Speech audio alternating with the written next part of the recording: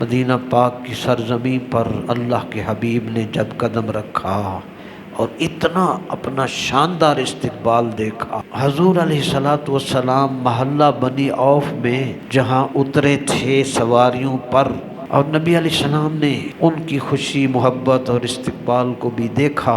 حضور علیہ الصلوۃ والسلام نے ان میں سے کسی شخص سے پوچھا، یہ جگہ کس کی ملکیت ہے؟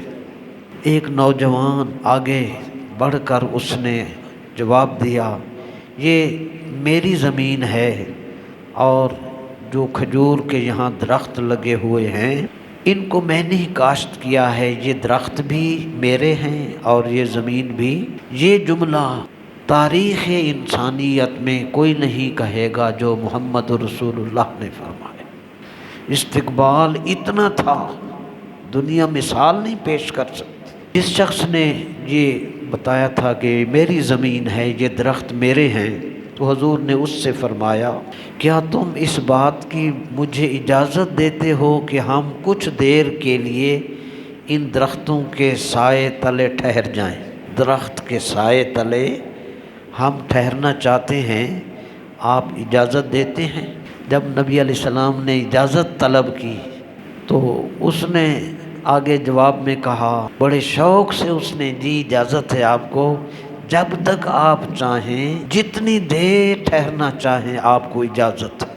انسانی حقوق، ہیومن رائٹس کا بہت پرچار ہے۔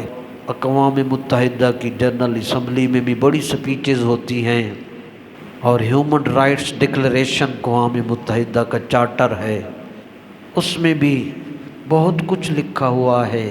سب کی جان و مال کی بڑی قیمت ہوگی، ہر ایک کا احترام کیا جائے گا، لیکن آج بھی فلسطینیوں پر جو ہو رہا ہے، دنیا کے 200 ملک کچھ نہیں کہہ رہے۔ اللہ کے حبیب نے انسانی حقوق کی صرف تبلیغ نہیں کی، عملی طور پر کر کے دکھایا اور لوگوں کو بتایا کہ ہم دوسروں کے درختوں کا سایہ بھی بغیر اجازت کے استعمال نہیں کر سکتے۔